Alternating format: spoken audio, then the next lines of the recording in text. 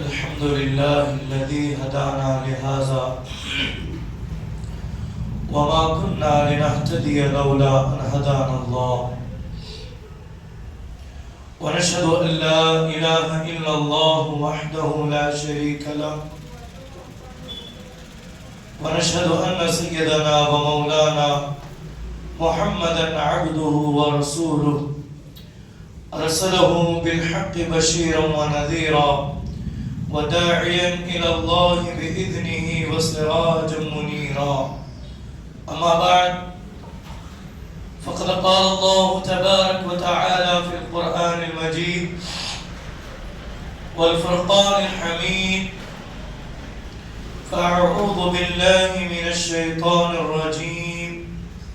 بسم الله الرحمن الرحيم. وعلمك ما لم تكن تعلم وكان فضل الله عليك عظيما. قال النبي صلى الله عليه وآله وسلم: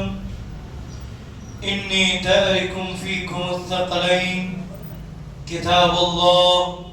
وفطرة أهل بيتي ما إن تمسكتم بهما لن تضلوا بعدي أبدا. آمنت بالله صدق الله العظيم وبلغنا رسوله النبي الكريم ونحن على ذلك لمن الشاهدين والشاكرين والحمد لله رب العالمين. اللهم رب اشرح لي صدري ويسر لي أمري واحلل عقدة من لساني يفقهوا قولي. اللهم نور قلوبنا بالقرآن وزين أخلاقنا بالقرآن ونجنا من النار بالقرآن وادخلنا الجنة مع القرآن. معزز و محترم و محتشم بزرگوں اور دوستوں، ہم عمر و نوجوان ساتھیوں، السلام علیکم ورحمۃ اللہ وبرکاتہ. بحمد تعالی و بکرم مصطفیٰ صلی اللہ علیہ وآلہ وسلم آج ہم اور آپ پھر سے ایک مرتبہ جمعہ کریم کی سعادتوں سے بہرور ہو رہے ہیں. اللہ تبارک و تعالی اس کی برکتوں، رحمتوں، عنایتوں سے مجھے اور آپ کو مالا مال فرمائے.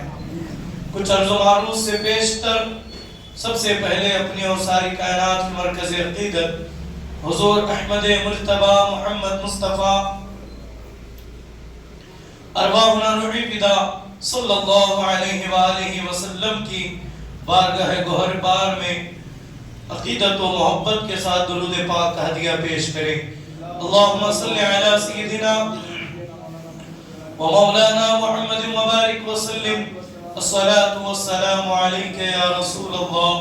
الصلاة والسلام علیک یا حبیب اللہ، الصلاة والسلام علیک یا نبی اللہ وعلى آلك واصحابك شفیعنا یوم الجزاء. یا الہی رحم فرما مصطفیٰ کے واسطے، یا رسول اللہ کرم کیجئے خدا کے واسطے، مشکلیں حل کر شہ مشکل کشا کے واسطے، کربلائیں رد شہید کربلا کے واسطے، سید سجاد کے صدقے میں ساجد رکھ ہمیں، علم عقد باقر علم ہدا کے واسطے، صدق صادق کا تصدق صادق الاسلام کر، بے غضب راضی ہو کاظم اور رضا کے واسطے. ہے اعلیٰ اس لیے اتنا مقام جعفر صادق، ہے اعلیٰ اس لیے اتنا مقام جعفر صادق، نظام مصطفیٰ پر ہے نظام جعفر صادق. فقیہ عصر بھی کہتے ہیں ان کی ذات کو پڑھ کر، فقیہ عصر بھی کہتے ہیں ان کی ذات کو پڑھ کر، فقیہ ہر زمانہ ہے، فقیہ ہر زمانہ ہے امام جعفر صادق. کرم ہوتا ہے اس پر خوب سرکار مدینہ کا، بجا لاتا ہے جو بھی احترام جعفر صادق. بھلائی گر جسے مقصود ہے دونوں جہانوں میں، بھلائی گر جسے مقصود ہے دونوں جہانوں میں، دلوں میں نقش کر لے وہ پیام جعفر صادق، دلوں میں نقش کر لے وہ پیام جعفر صادق، جو ہے رنج و علم دل سے میرے سب دور ہو جائیں، آمین کہیں، جو ہے رنج و علم دل سے میرے سب دور ہو جائیں، جو ہو جائے میرے دل میں قیام جعفر صادق، جو ہو جائے میرے دل میں قیام جعفر صادق، نہیں آل نبی سے جن کو الفت ہے زمانے میں، نہیں آل نبی سے جن کو الفت ہے زمانے میں، سمجھ پائیں گے وہ کیسے مقام جعفر صادق، اجل جس دم میری آ جائے تو پھیلے پنجتن یا رب، اجل یعنی موت کو کہتے ہیں، اجل جس دم میری آئے تو پھیلے پنجتن یا رب، میں جاؤں بن کے دنیا سے غلام جعفر صادق، میں جاؤں بن کے دنیا سے غلام جعفر صادق، توکل دور رہتی ہے زمانے کی وباؤں سے، توکل دور رہتی ہے زمانے کی وبا اس سے جو لیتا ہے ادب سے روز نام امام جعفر صادق، اور صدق تا صادق کا تصدق، صادق الاسلام کر بے غضب راضی ہو کاظم اور رضا کے واسطے۔ رفیقان گرامی، ماہ رجب المرجب کی آج 20 تاریخ ہے، اور ماہ رجب المرجب شریف میں خصوصیت کے ساتھ اللہ کے رسول صلی اللہ علیہ وآلہ وسلم دعاؤں کا اہتمام کرتے اور اس انداز میں دعا کرتے، اللہم بارک لنا فی رجب و شعبان وبلغنا رمضان، اے اللہ ہمارے لیے ماہ رجب میں برکتیں اور ماہ شعبان میں برکتیں عطا فرما،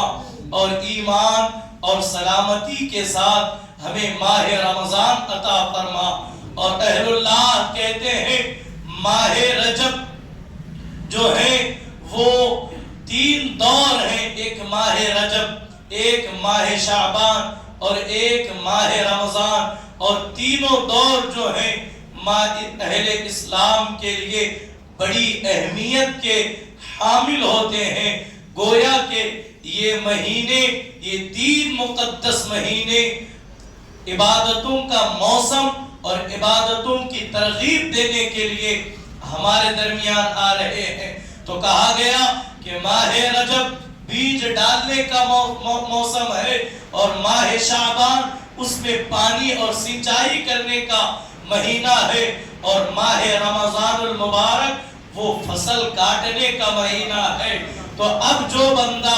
جس نے ماہ رجب میں بیج نہیں بویا تو وہ کیا ماہ شعبان میں پانی دے گا، اور جو پانی نہیں دیا وہ ماہ رمضان میں کیا فصل کاٹے گا؟ یہی وجہ ہے کہ رسول رحمت صلی اللہ علیہ وآلہ وسلم نے اپنی امت کو یہ ترغیب دی کہ اگر تم ماہ رمضان میں صحیح معنوں میں عبادتوں سے لطف اندوز ہونا چاہتے ہو تو ماہ رجب ہی سے عبادتوں کی عادت بنا لو، ماہ رجب ہی سے اپنے راتوں کو مصلی پر گزارو، ماہ رجب ہی سے قرآن کی تلاوت، استغفار کی کثرت، درود پاک کا ورد زیادہ کر دو، تاکہ ماہ رمضان میں وہ دل تمہارا لگا رہے۔ اور ایک مقام پر رسول رحمت صلی اللہ علیہ وآلہ وسلم کا یہ بھی فرمان ملتا ہے کہ پورے مہینوں میں ماہ رجب کی وہی شان ہے جو پورے قرآن کے، جو پوری آسمانی کتابوں میں قرآن کی جو شان ہے وہ مہینوں میں رجب کی شان ہے۔ تو عزیزان محترم، ایک تو ماہ رجب المرجب میں مجھے اور آپ کو جو ہے وہ رمضان کی تیاریوں کی طرف جو ہے وہ ڈالا گیا کہ ہم ماہ رمضان کی تیاری یہی سے اس کا آغاز کر دیں۔ اور دوسرا ماہ رجب المرجب کی 22 تاریخ کو جو سب سے بڑی نیاز کا اہتمام ہوتا ہے، جس بارگاہ میں وہ نواسۂ رسول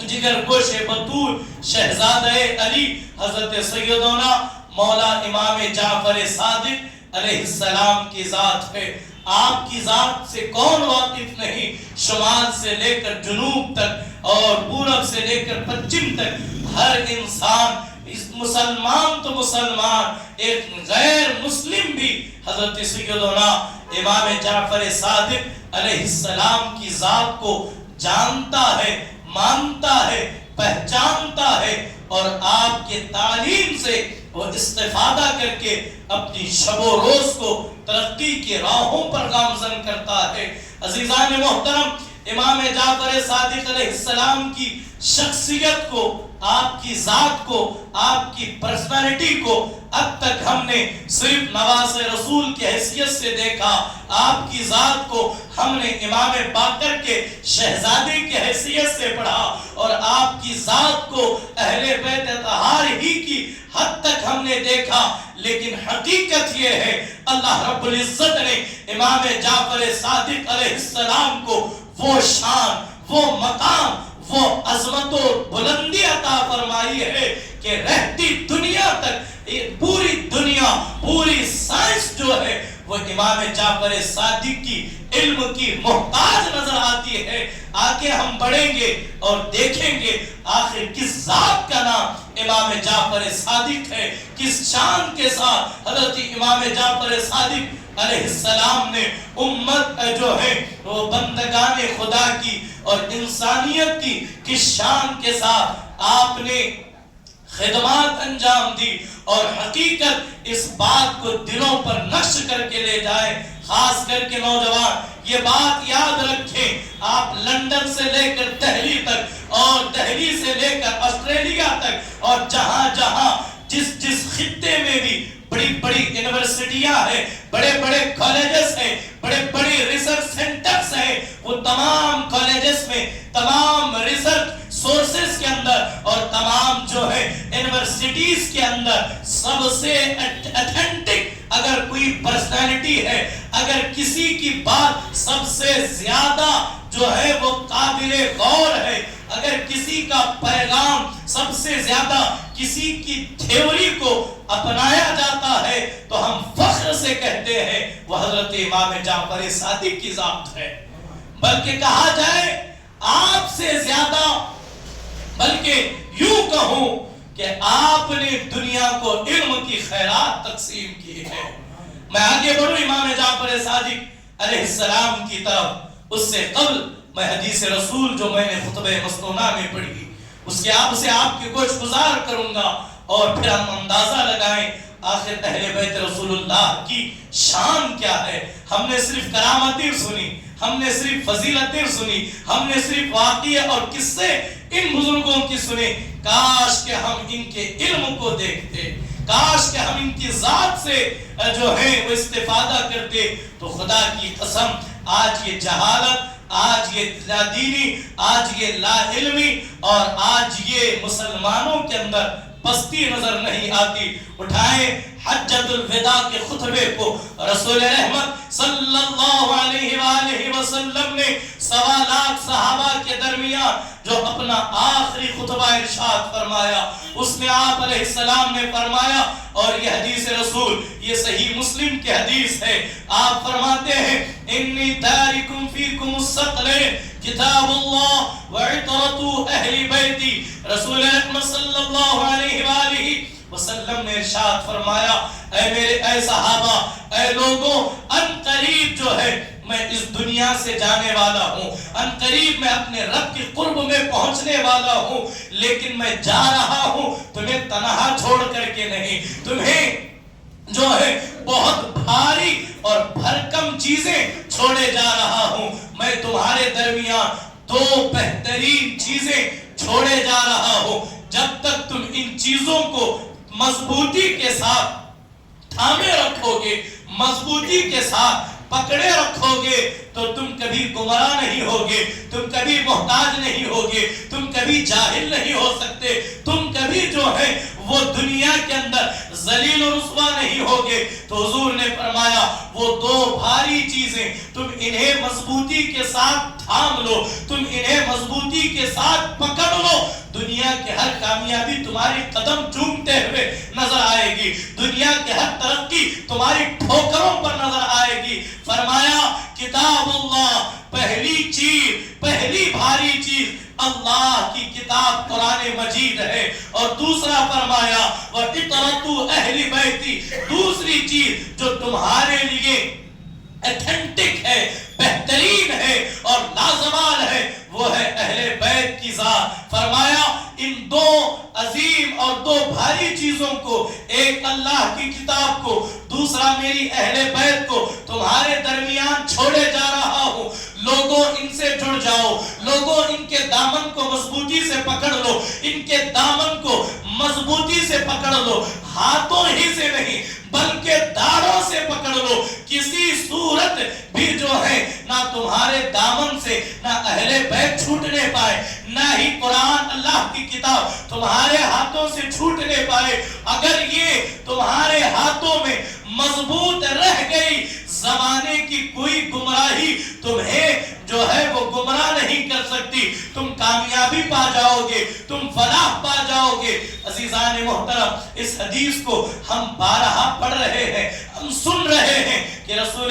کائنات علیہ السلام نے اپنے آخری خطبے میں فرمایا کہ میں تمہارے درمیان دو چیزیں چھوڑے جا رہا ہوں، قرآن اور اہل بیت۔ بہت ساری چیزیں تھی، آج جس دور سے ہم اور آپ گزر رہے ہیں، ذرا دیکھیں آج مسلمانوں کو جو تعلیم دی گئی قرآن اور اہل بیت کو مضبوطی سے پکڑو، جنہوں نے اہل بیت کو پکڑا انہوں نے قرآن سے رشتہ توڑ لیا، اور جنہوں نے قرآن سے رشتہ جوڑا انہوں نے اہل بیت کو چھوڑا۔ یہی وجہ ہے کہ وہ قدم قدم ٹھوکریں کھاتے ہوئے نظر آ رہے ہیں۔ لیکن ذرا دیکھیں جو قرآن سے بھی نہیں، جو اہل بیت سے بھی نہیں، وہ صرف دنیا ہی کے رہ گئے، اور اللہ کا قانون یہ کہتا ہے کہ صرف تم دنیاوی علم ہی نہیں بلکہ علوم دینیہ بھی سیکھو، اور جو علوم دینیہ سیکھ رہے ہیں وہ صرف علوم دینیہ پر ہی بات ختم نہ کر دیں بلکہ دنیاوی علوم سیکھ لو، تاکہ تم ہر مرحلے میں، ہر فیلڈ میں، ہر میدان کے اندر تم کامیاب اور کامران ہو سکو۔ لیکن عزیزان محترم، ذرا مسلمانوں کا جائزہ لیں، مسلمان نہ ہی قرآن سے صحیح معنوں میں جڑ سکا، نہ ہی اہل بیت سے جڑ سکا۔ جیسے ہی ماہ محرم آتا ہے مسلمان امام حسین کا نعرہ تو لگا لیتا ہے، لیکن امام حسین نے جس مقصد کے لیے اپنی جان کو جو ہے کرب و بلا کے تپتے ہوئے صحرا کے اندر جس جان کو قربان کر کے جس دین کی حفاظت کی، نہ ہی مسلمانوں نے اس مقصد کو سمجھنے کی کوشش کی، نہ ہی اس قربانی کو سمجھنے کی کوشش کی۔ بس مسلمان یہی سمجھتا ہے ہم نے کھچڑا پکا دیا، ہم نے شربت پلا دیا، ہم نے نعرہ لگا دیا، ہم نے جلسہ کر دیا تو اہل بیت کی، ہم اہل بیت کا ہم سے بڑا کوئی محبت کرنے والا اور ہم سے بڑا کوئی محب نہیں۔ اور ذرا دیکھیں جب ماہ رجب آتا ہے تو یہی مسلمان امام جعفر صادق علیہ السلام کی نیاز کر کے سمجھتے ہیں کہ ہم نے بہت بڑا کارنامہ کر لیا، ہمارے گھر میں نیاز ہو گئی، اب سمجھتے ہیں اب کسی کی چیز کی ہمیں ضرورت نہیں۔ لیکن عزیزان محترم، اللہ کے رسول علیہ السلام نے جو ہمیں پیغام دیا اہل بیت سے محبت کرو، تو اس محبت سے مراد صرف لفظی محبت نہیں، عملی محبت ہونا چاہیے۔ یعنی کہ جو کام اہل بیت نے نہیں کیا وہ کام مسلمانوں کو نہیں کرنا چاہیے، اور جس کام کے لیے اہل بیت نے اپنی زندگیاں اللہ کی راہ میں قربان کر دی اس کام کو ہمیں کرنا چاہیے۔ لیکن مسلمان آپ ہر قدم پر دیکھ لیں وہ کام کرتا ہی نہیں جو اہل بیت نے کیا اور کرنے کا حکم دیا، اور ہمیشہ اسی میں لگا ہے۔ جو نہیں کیا اور جسے منع کیا گیا اسی میں رہ کر اب مسلمان کہتا ہے ہم نے نیاز کر لی، ہمارے گھر میں فاتحہ ہو گئی، کھیر اور پوری بن گئی، اب ہم سے بڑا محب اہل بیت کوئی نہیں۔ تو عزیزان محترم،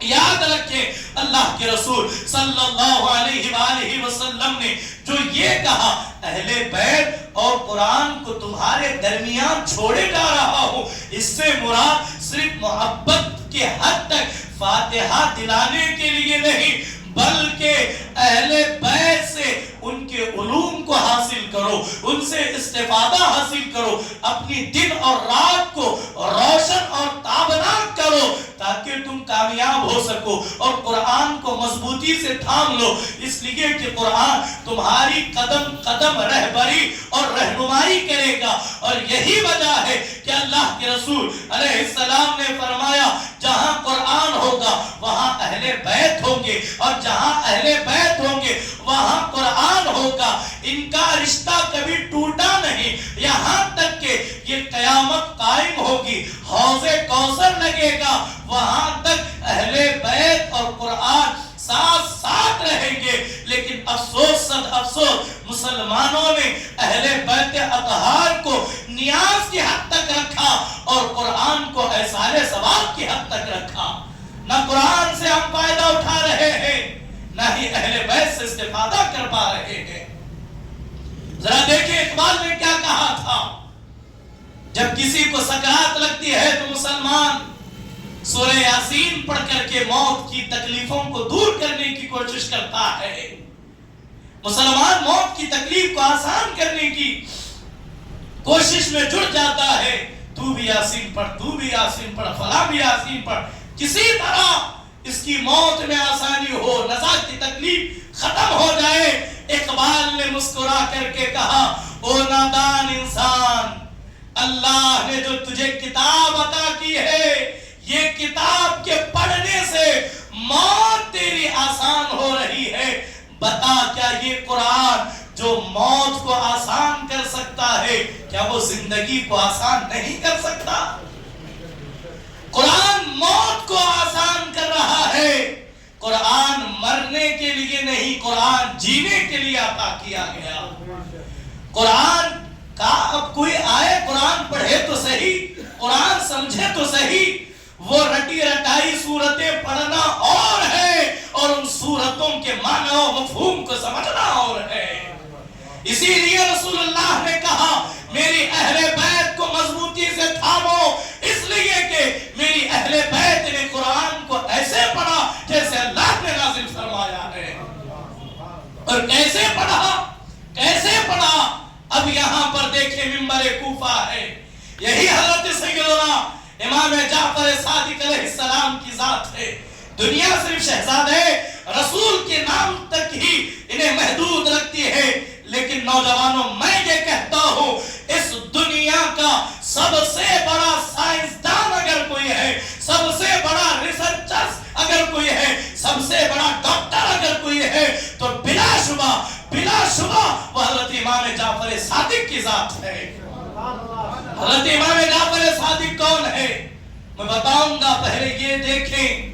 امام جعفر صادق سے پہلے دنیا ارسطو کو، جسے آج ارسٹیٹو کہا جاتا ہے، ارسطو کو بہت بڑا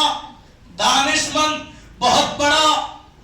فلسفی اور بہت بڑا جو ہے وہ علم کے اندر ماہر تصور کرتی تھی، اس کی جو بھی تھیوریز ہے دنیا اسی کو ایکسپٹ کر کے آگے بڑھ رہی ہے۔ لیکن امام جعفر صادق کی نظروں میں جب ارسطو کی تھیوری آئی تو امام جعفر صادق نے ریجیکٹ کر دیا، جو دنیا کا سب سے بڑا سائنسدان تھا، کہا کہ ارسطو نے انصاف نہیں کیا، ارسطو کو معلوم نہیں تھا۔ یہ امام جعفر صادق ہے۔ حضرت امام جعفر صادق کہتے ہیں سلونی قبل ان تفقدونی فإنه لا يدونكم احد بعدی بمثل حدیثی، فرمایا لوگوں مجھ سے پوچھو جس طرح میں حضور کی حدیث سمجھا سکتا ہوں ہمارے بعد ایسا کوئی حدیث نہیں سمجھائے گا، ایسا کوئی حدیث سمجھا ہی نہیں سکتا۔ وہ امام جعفر صادق ہیں اور کہتے ہیں کہ جس طرح ہم نے قرآن کو پڑھا اس طرح کوئی قرآن نہیں پڑھ سکتا۔ گزشتہ جمعہ ہم نے سنا اہل بیت وہ ہیں، مولا کائنات کہتے ہیں کہ ہم قرآن کی صورت کو، قرآن کے ہر حرف کو اس شان کے ساتھ جانتے ہیں کہ کون سی آیت، کون سی سورت، کون سی جو ہے وہ حروف جو ہے کہاں کہاں کس وقت نازل ہوئے، ہم سب جانتے ہیں۔ یہی وجہ تو ہے حضرت سیدنا امام جعفر صادق علیہ السلام کی بارگاہ میں آج جتنے بڑے بڑے ائمہ نظر آتے ہیں، جتنے بڑے بڑے سائنسدان نظر آتے ہیں، جتنی بڑی بڑی تھیوری آج اس وقت میڈیکل سائنس کے اندر نظر آتی ہے، یہ سب صدقہ ہے مولا امام جعفر صادق کی خیرات کا۔ ذرا اٹھا کر کے دیکھیں، دنیا یہ کہتی ہے پھل سے درخت کی مضبوطی کا اور درخت کے تناور ہونے کا اندازہ لگایا جاتا ہے۔ درخت پھل جتنا لذیذ درخت اتنا ہی اچھا، پھل جتنا اچھا درخت اس سے اچھا، اور درخت جتنا اچھا اس کی جڑیں اس سے اچھی۔ آپ ذرا پھلوں کو دیکھیں، جنہوں نے امام جعفر صادق کی جوتیاں سیدھا کی، امام جعفر صادق کی بارگاہ میں جنہوں نے زانوِ ادب طے کیا، وہ انہوں نے نورانی قاعدہ یسن القرآن الف بے پڑھنے والے نہیں، وقت کے بڑے بڑے ائمہ آپ اٹھا کر کے دیکھیں، امام اعظم ابو حنیفہ نعمان ابن ثابت امام جعفر صادق کے شاگردوں میں، امام شافعی امام جعفر صادق کے شاگردوں میں، امام مالک امام جعفر صادق کے شاگردوں میں، اور اتنا ہی نہیں جناب سفیان ثوری محدثین میں ایک بہت بڑا نام ہے۔ اتنا ہی نہیں جابر ابن حیان، آپ جانتے ہیں جابر ابن حیان کون ہے جسے فادر آف کیمسٹری کہا گیا، یہ وہ جابر ابن حیان ہے۔ اور آگے بڑھیں، عمر ابن العزیز یہ امام جعفر صادق کے شاگردوں میں، اور اسی طریقے سے بایزید بستامی امام جعفر صادق کے شاگردوں میں، ابو الحیثم اندلسی امام جعفر صادق کے شاگردوں میں، ابن فرسون امام جعفر صادق کے شاگردوں میں، ابن سینا امام جعفر صادق کے شاگردوں میں، فرناس ابن عباس امام جعفر صادق کے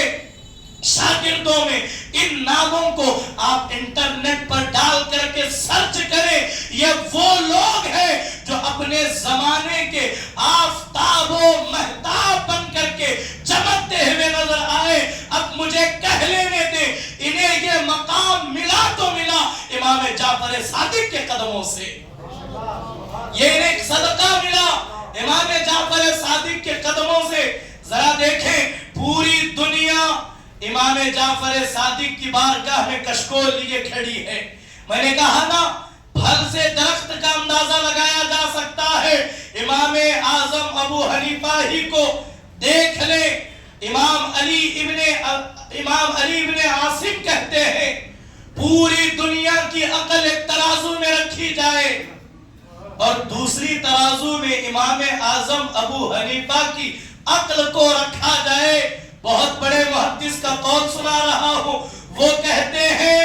میری نظر میں پوری دنیا کی عقل ایک طرف، امام اعظم ابو حنیفہ کی عقل ایک طرف۔ اگر وہ نہ ہوتے تو فقہ کو مدون ہی نہیں کیا جاتا۔ لوگ آج بہت سارے لوگ ہیں جو یہ جن کا دعویٰ ہے کہ امام اعظم ابو حنیفہ نے قیاس سے فقہ کو مدون کیا۔ یہ جو فقہ حنفی پر ہم اور آپ نماز، روزہ، حج، زکوٰۃ کے فرض کتنے ہیں، واجبات کتنے ہیں، سنتیں کتنی ہیں، نوافل کتنے ہیں، یہ ساری چیزیں جو ہم لے کر کے چل رہے ہیں اسے کہتے ہیں فقہی مسائل۔ کیا کہتے ہیں؟ فقہی مسائل۔ اور ان فقہی مسائل کو قرآن اور حدیث سے نکالنے والے حضرت امام اعظم ابو حنیفہ ہیں۔ اپنی زندگی میں آپ نے قرآن مقدس سے 90 لاکھ سے زیادہ مسائل نکالے ہیں۔ حدیث رسول کوئی عام بات نہیں ہے۔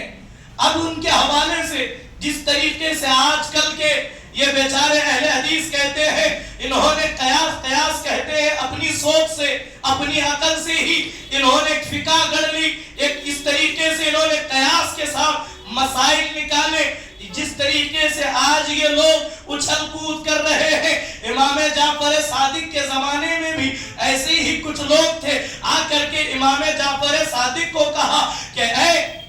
نواسہ رسول ذرا دیکھیں نعمان ابن ثابت جو ہے وہ رسول اللہ کی احادیث سے قیاس کر کے مسائل نکالتے ہیں، وہ یوں کرتے ہیں، وہ یوں کرتے ہیں۔ اب ذرا ایک جھلکی فقہ حنفی کے اندر، فقہ حنفی وہ مسلک ہے کہ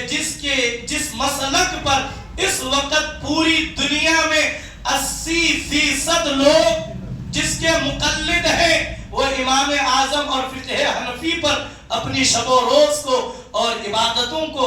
جو ہے وہ پائے تکمیل تک پہنچا رہے ہیں۔ المختصر کہا گیا تو امام جعفر صادق علیہ السلام نے حکم فرمایا، اچھا ٹھیک ہے، نعمان ابن ثابت المعروف امام اعظم ابو حنیفہ کو میرے پاس لایا جائے، میں ان سے خود بات کر کے معاملات کو دیکھوں گا۔ حضرت سیدنا امام جعفر صادق کی بارگاہ میں حضرت امام اعظم تشریف لائے اور امام جعفر صادق نے کہا، اے نعمان، ہم نے سنا ہے کہ آپ اپنی سوچ سے، اپنی ہی خیالات سے قرآن و حدیث سے مسائل نکالتے ہو، لوگ کہتے ہیں تم غلط سلط مسائل نکالتے ہو۔ اللہ اللہ، حضرت امام اعظم ابو حنیفہ نے کہا، اے ابن رسول اللہ، ہمیں جو کچھ ملا ہے آپ ہی کے نالین کے وسیلے سے ملا ہے، میری کیا حیثیت، میری کیا اوقات کہ میں اپنی قیاس کو قرآن و حدیث پر جو ہے وہ میں قرآن و حدیث پر فوقیت دوں۔ آپ امام جعفر صادق کی بارگاہ میں آپ نے عرض کی، حضور اجازت ہو تو میرے چند سوالات ہیں اور ان چند سوالات کا آپ جواب دیں گے تو بات سمجھ میں آ جائے گی کہ میں نے مسائل قرآن سے نکالے ہیں یا اپنی سوچ سے نکالے ہیں، اپنے قیاس سے نکالے ہیں۔ تو امام جعفر صادق نے اجازت دی، آپ نے سوال کیا امام کی بارگاہ میں، آپ نے سوال کیا امام کی بارگاہ میں، کہا اے امام مجھے بتائیں مرد طاقتور ہے یا عورت طاقتور ہے؟ مرد اور عورت میں کمزور کون ہے اور طاقتور کون ہے؟ بات سمجھ میں آئی آپ کو؟ آسان سوال ہے۔ کہا کہ مرد کمزور ہے یا عورت کمزور ہے؟ تو میرے امام جعفر صادق نے کہا بلا شبہ یقیناً عورت کمزور ہے، عورت کمزور ہے مرد کے مقابلے میں۔ تو اب امام اعظم ابو حنیفہ کہتے ہیں، اے امام، دنیا جو کہہ رہی ہے ہم نے قیاس سے مسائل نکالے ہیں، سوچ سے مسائل نکالے ہیں، اگر میں سوچ سے مسئلہ نکالتا تو میں کمزور کو زیادہ حق دیتا، کمزور کو زیادہ حق دیتا، لیکن آپ کے نانا کی حدیث ہے وراثت میں مرد کے 2 حصے، عورت کا 1 حصہ۔ آپ کے نانا کی حدیث پر میں یہی حکم دیتا ہوں، گرچہ عورت کمزور ہے لیکن نبی کا حکم ہے کہ مرد کے 2 حصے، یہی حکم میں بڑھاتا ہوں، آگے دیتا ہوں۔ اس کے بعد امام جعفر صادق کی بارگاہ میں دوسرا سوال آپ نے فرمایا، لوگ کہتے ہیں کہ میں قیاس سے مسئلہ نکالتا ہوں، بڑی اہم بات ہے۔ امام جعفر صادق کی بارگاہ میں آپ نے دوسرا سوال کیا، اے امام بتائیں ناپاکی میں پیشاب زیادہ ناپاک ہے یا منی زیادہ ناپاک ہے؟ پیشاب زیادہ ناپاک ہے یا منی زیادہ ناپاک ہے؟ تو امام اعظم ابو حنیفہ کی اس سوال پر امام جعفر صادق نے فرمایا، بے شک منی سے زیادہ ناپاک پیشاب ہے، یہی بات ہے۔ تو اب جو لوگ یہ کہتے ہیں اے امام میں نے قیاس سے مسئلہ نکالا، آپ کے قول کے مطابق اگر میں قیاس سے مسئلہ نکالتا، اپنے فکر سے، اپنے آپ ہی سے اگر مسئلہ بیان کرتا، جو چیز جتنی ناپاک ہوتی اسے اسی قدر ناپاک قرار دیتا، تو اگر قیاس سے مسئلہ بیان کرتا تو آدمی جب بھی پیشاب کرتا تو اسے وضو کرنے کا میں حکم دیتا، لیکن اے امام آپ کے نانا نے کہا منی سے غسل فرض ہوتا ہے، پیشاب سے نہیں، تو میں یہی حکم دیتا ہوں کہ پیشاب سے وضو فرض ہوتا ہے اور منی سے غسل فرض ہوتا ہے۔ اور اسی کے ساتھ آپ آگے بڑھیں، تیسرا سوال امام نے کیا، اے امام ذرا یہ بتائیں نماز افضل ہے یا روزہ افضل ہے؟ نماز افضل ہے یا روزہ افضل ہے؟ تو امام جعفر صادق نے کہا کہ بلا شبہ نماز افضل ہے، اس لیے کہ الصلاۃ عماد الدین، نماز دین کا ستون ہے۔ تو اب دیکھیں امام اعظم ابو حنیفہ کہتے ہیں اے امام آپ کے قول کے مطابق اگر نماز زیادہ افضل ہے تو میں یہ حکم دیتا جو عورتیں اپنے ایام مخصوصہ میں جب انہیں ایام حیض میں حیض آتا ہے تو میں انہیں پاکی کے بعد نمازوں کی قضا کا حکم دیتا، اس لیے کہ روزوں سے زیادہ نماز افضل ہے تو میں نماز کا حکم دیتا۔ لیکن اے امام میں نے قیاس سے مسئلہ نہیں نکالا، میں نے جب فتویٰ دیا تو یہی دیا کہ جب ایک خاتون ایام ماہواری سے صاف ہو جائے وہ صرف اور صرف اپنے روزوں کی قضا کرے، نمازوں کی قضا اس پر نہیں ہے۔ وہ ایام مخصوصہ میں ان پر نمازیں معاف ہیں لیکن روزے معاف نہیں ہیں، روزے معاف نہیں ہیں، انہیں چاہیے کہ وہ روزوں کی قضا کرے۔ تو آپ نے وہ مسئلہ، وہ الزام، وہ تہمت جو آج کل کے لوگ لگاتے ہیں اس زمانے میں آپ پر لگائی گئی تو آپ نے مسئلہ حل کر دیا۔ اور امام نے کہا آپ کے حوالے سے جو لوگ کہتے تھے وہ تو آپ پر بہتان تھا، آپ تو ہمارے نانا کی احادیث سے مسائل نکالنے والے ہیں۔ تو المختصر تو امام اعظم نے کی بات سن کر امام جعفر صادق نے انہیں سراہ کر بھیجا اور پھر جو ہے انہیں اپنی خدمت میں رکھا، اور یہی وجہ ہے کہ امام اعظم ابو حنیفہ نے پوری زندگی امام جعفر صادق کی خدمت کرتے ہوئے گزار گئے۔ عزیزان محترم بات آگے بڑھ گئی، لیکن ذرا دیکھیں امام جعفر صادق علیہ السلام نے جو تحقیقات پیش کی، جو امام جعفر صادق علیہ السلام نے جو علوم دنیا کو متعارف کرائے، میں نے گزشتہ سال ماہ رجب کے اندر ہی بتایا تھا کہ امام جعفر صادق کے علوم کا مقام کیا ہے، ان کی امام جعفر صادق علیہ السلام کی علم کی شان کیا ہے۔ جتنے آج علوم ہیں ذرا دیکھیں حضرت سیدنا امام جعفر صادق علیہ السلام نے انسان کے جسم کو کس طرح پڑھا، انسان کے جسم کو کس طرح پڑھا۔ آپ سب سے پہلے سائنسدان ہے دنیا کے اندر، آپ نے علم طب کو جس نے سب سے پہلے لوگوں کو پڑھایا، جس نے باقاعدہ میڈیکل یونیورسٹی قائم کی، وہ حضرت امام جعفر صادق کی ذات ہے۔ آپ سے پہلے لوگ علاج کرنے کو اور علم طب سیکھنے کو، ڈاکٹری سیکھنے کو عیب سمجھتے تھے۔ لوگ کہتے تھے کیوں ہم بیماروں کے پاس جا کر کے بیٹھے رہیں، کیوں ہم بیماروں کی دیکھ ریکھی کریں۔ حضرت امام جعفر صادق نے فرمایا لوگوں سنو، انسان کا علاج کرنا ایک عظیم عبادت ہے۔ یہ امام جعفر صادق نے لوگوں کی سوچ بدلی۔ دنیا کے اندر سب سے پہلے جس نے سرجری کی اور جس نے ایک انسان کی باڈی پر جس نے وہ اسٹیچ کرنے کا تھیوری پیش کی وہ امام جعفر صادق ہے۔ آپ دیکھیں جتنی چیزیں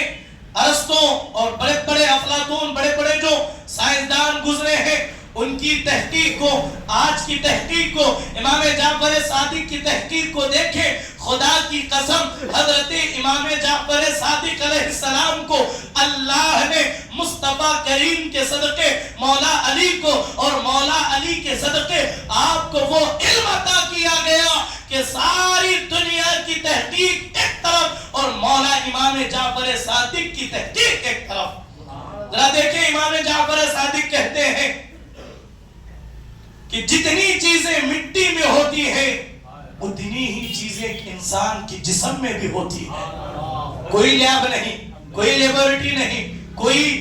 سورس آف ریسرچ نہیں، لیکن آپ نے قرآن کو پڑھ کر کے انسان کو دیکھا،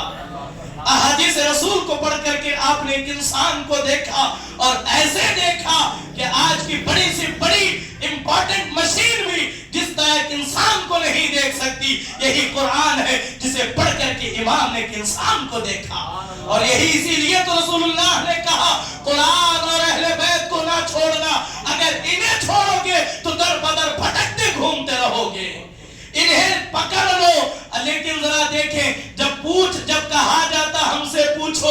سے پوچھو تو دنیا پوچھتی اے علی اس کا مزہ کیسا ہے، اے علی فلاں چیز کا ذائقہ کیسا ہے۔ لیکن جو یہود و نصارہ تھے، جو کفار و مشرکین تھے، وہ جانتے تھے کہ اصل علم انہی کے بارگاہوں سے ملے گا۔ آپ دیکھیں کوئی چیز یوں ہی نہیں چلتی۔ آج کل جو ہے انٹرنیٹ پر ایک بہت بڑا ڈیبیٹ جو ہے ایک ملحد کے اور ایک مفتی صاحب کے مابین ہوا، اس کی بڑی چرچا ہوئی اور بہت بڑے دلائل دیے گئے۔ یہی دلائل اور یہی تحقیق کی تھی امام جعفر صادق کی۔ آپ نے ارسطو کو اپنے پاؤں تلے دباتے ہوئے کہا، ارسطو کہتا ہے کہ دنیا ہمیشہ سے نہیں ہے، دنیا جو ہے وہ ہمیشہ سے ہے، اسے کسی نے بنایا نہیں ہے اور یہ ہمیشہ یوں ہی رہے جو ہے وہ اب طرح کے وہ ہیلے بہانے دیتا ہے۔ لیکن امام جعفر صادق کہتے ہیں اگر یہ دنیا ہمیشہ سے ہوتی تو اس میں تبدیلی نہیں ہوتی۔ اس میں تبدیلی ہونا یہ بتا رہا ہے کہ اس کا بنانے والا کوئی ہے، اس کا چینجنگ بتا رہا ہے کہ اسے پیدا کرنے والا کوئی خالق ہے، اور اسی خالق کو اللہ رب العالمین کہا جاتا ہے۔ تو امام جعفر صادق کہتے ہیں جتنی چیزیں مٹی میں ہوتی ہیں اتنی ہی چیزیں انسان کے جسم میں ہوتی ہے۔ انسان کے جسم میں جو عناصر پائے جاتے ہیں وہ برابر یکساں نہیں ہے، بلکہ انسان کے جسم میں کل 20 عناصر ہیں۔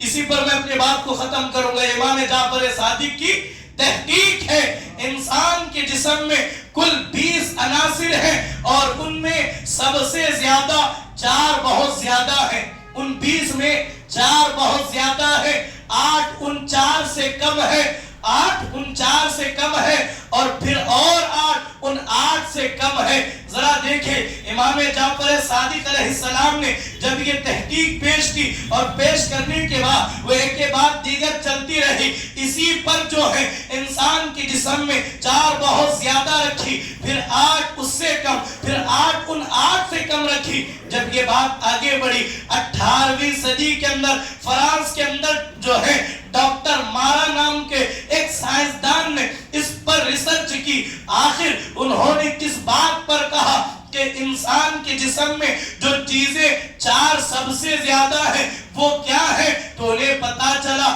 4 چیزیں جو سب سے زیادہ ہے۔ نمبر 1 آکسیجن، نمبر 2 ہائیڈروجن، اس کے بعد نمبر 3 کاربن اور اس کے بعد نمبر 4 نائٹروجن۔ یہ 4 چیزیں انسان کے جسم میں سب سے زیادہ ہے۔ اور اس کے بعد فرمایا ان 4 چیزوں سے کم جو 8 چیزیں ہیں اس میں جو ہے میگنیزیم کو دیکھ لیں، سوڈیم کو دیکھ لیں، پوٹاشیم کو دیکھ لیں، کیلشیم اور فاسفورس جو ہے، اور اسی طریقے سے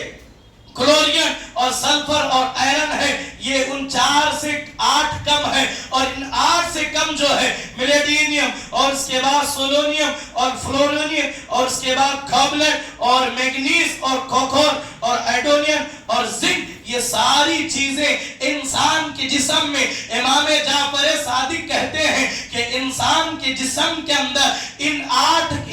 4 کے اندر کمی بیشی ہوگی۔ ان 20 عناصر میں جسے جتنا ہونا چاہیے اگر وہ اتنا ہی رہتے ہیں تو انسان بالکل ہیلدی رہتا ہے۔ اگر اس میں کمی بیشی ہو گئی، اگر ہائیڈروجن زیادہ ہو گیا، آکسیجن کم ہو گیا تو پھر انسان کی زندگی مشکل ہو جاتی ہے۔ تو اسی لیے حضرت امام جعفر صادق نے کہا، میرے نبی کی حدیث ہے لوگوں کھانے اور پینے پر احتیاط کرو، مصطفیٰ کی سنت ہے کہ بھوک سے جو ہے 2 لقمے کم کھایا کرو تاکہ صحت باقی رہے گی، اور ماہ رمضان کے 30 روزے رکھو تاکہ تمہاری باڈی کے اندر جو ڈیڈ سیلز ہیں، جو وائٹ سیلز ہیں اور جو بہت ساری ایسی چیزیں ہیں جو دوسری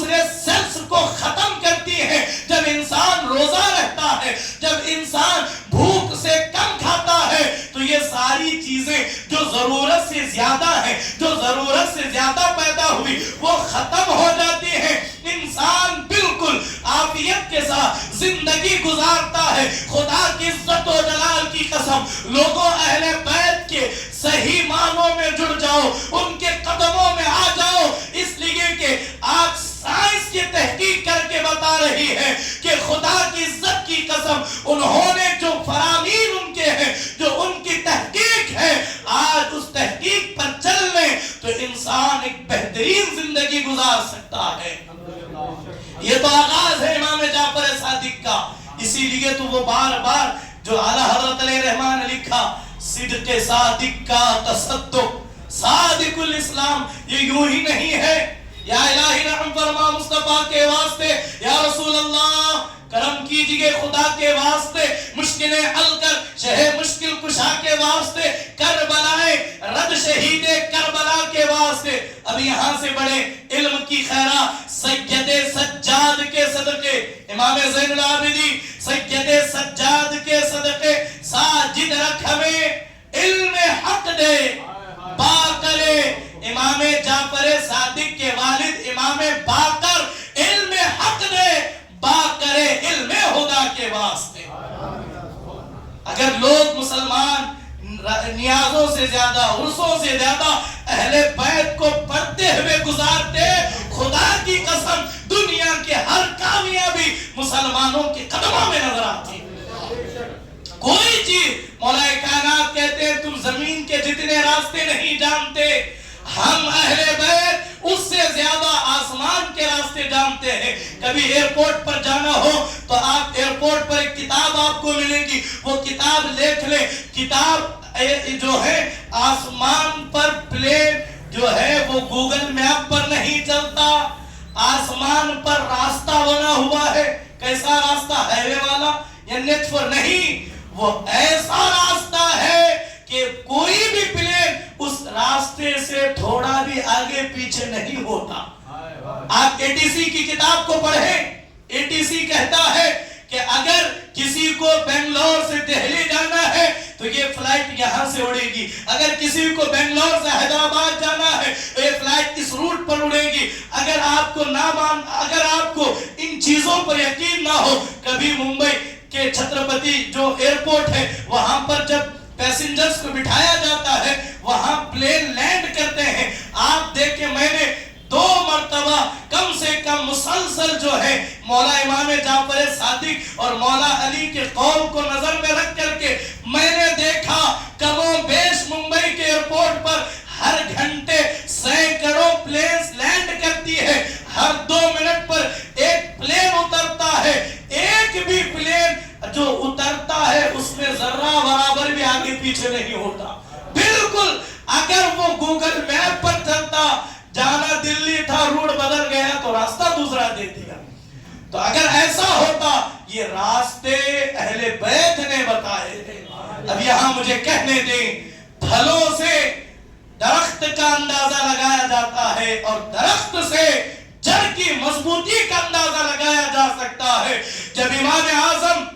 امام شافعی، امام مالک، جابر ابن حیان اور بڑے بڑے وقت کے سائنسدانوں کو پڑھ کر کے آپ حیرت زدہ ہیں تو اس استاد کو سلام کریں جنہوں نے 400 دنیا کو بڑے سائنسدان دے کر کے دنیا کو حیرت اور شزدہ کر دیا۔ اسے امام جعفر صادق کہتے ہیں، اور امام جعفر صادق کو جو یہ علم عطا ہوا اس نبی کو سلام کریں جنہیں یہ علم عطا فرمایا۔ اللہ کریم کے حضور دعا گو ہوں، مولا تبارک و تعالی ہمیں صحیح معنوں میں علوم اہل بیت